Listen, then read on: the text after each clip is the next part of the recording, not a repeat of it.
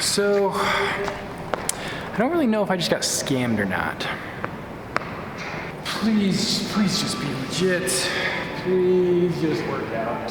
So, this is a check stub for $34,000, as you can see, for the Sierra car. Yes, the Sierra car is officially sold for the second time?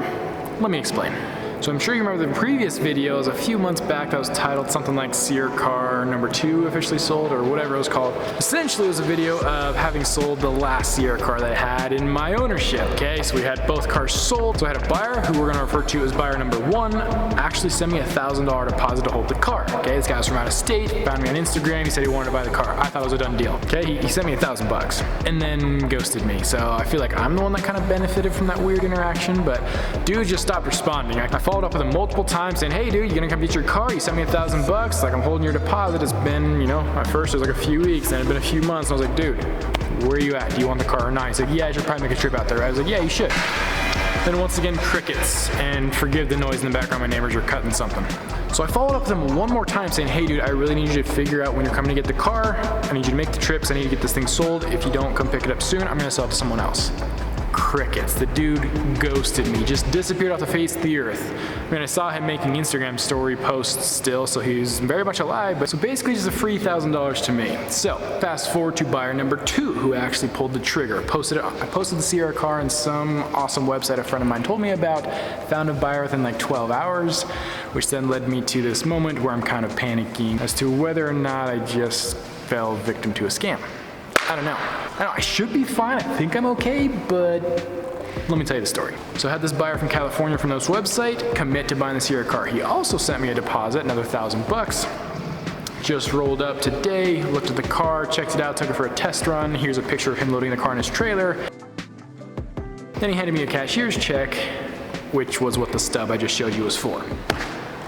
Now, before he got here, I told him, I texted him and said, hey, just so we're on the same page, I want you to come check out the car. We're gonna make sure the car is legit, good to go, you're happy with everything. I'm gonna then take us both together to the bank. You can hand me the actual check. We're gonna let the bank verify the check is legit and make sure the funds clear before I let you drive off with the car. He's like, great, sounds good.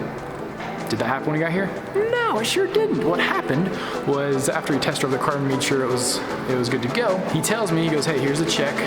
And another $1,000 because our sale price was 36 grand, whatever. So he tells me, he's like, hey, the car's gonna take us a minute to load up on the trailer. Why don't you run to the bank, go deposit the money, do whatever you gotta do, and then come back while we load the car to make sure it's like not taking us forever. And I'm like, really don't like that idea. What stops you from just driving off? What if this is a faulty check and it doesn't go through and I'm just hosed and you bought the car for $2,000? Like, how about no, guy?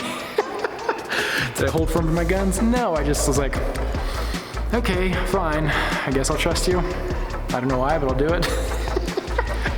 I'm a people pleaser, okay? What can I say? I can't help myself sometimes, but I hate confrontation. I hate saying, no, we're not doing that. We're doing this, and I'm gonna be a stingy a-hole, but it's like, I should have because it's my car. Anyways, what I did though is I took his truck key fob with me. So the dude legit gave me his truck key so he couldn't drive off anywhere. In the moment I was like, I really hope this is a legit key fob, because like if he's a con artist who's like mapped out this whole potential scenario, a smart con artist brings an extra key fob to show as proof that he's legit, but it could have just been a bullcrap key fob, right?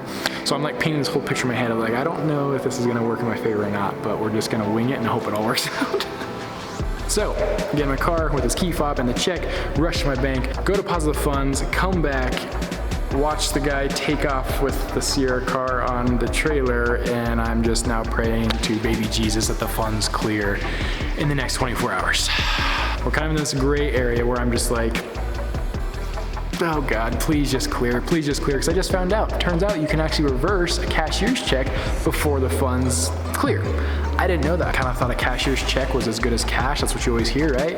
But the woman at the bank was like, no, I mean, it is, but you can actually reverse the funds if they don't, before they're sent. And I was just like, what? What do you mean? What are you talking about, right? And what I'm learning is I really don't think there is a perfect way to do it. At least I have no idea what it is. Do you guys know? It's like, what's the right way to buy and sell a car? It seems that one person's kind of gonna be left in a gray area.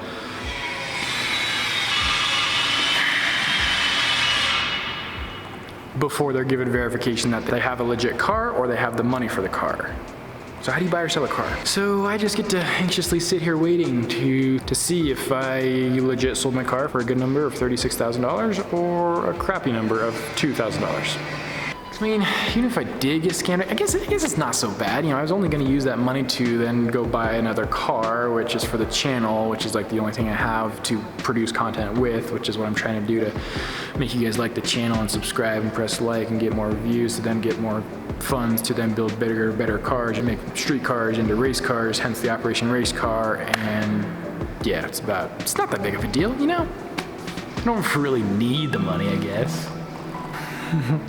Yeah. I had to transition into the Bronco because it's way too loud in there. So, it feels surreal. I literally just let a guy drive off with my car in his trailer without having cleared the funds yet.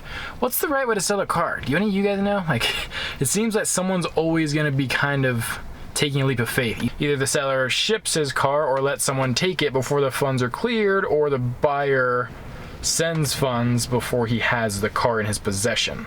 Is there a right or wrong way to sell a car? Please, any of you that are smarter than me, I would love to learn a thing or two. So the woman at the bank told me that it could take up to 12 hours to have the funds hit the account. I checked a couple hours ago, didn't see anything, so we're gonna check now as it's been pretty much exactly just over 12 hours since I deposited. So, fingers crossed. And moment of truth. Nothing. This is fun.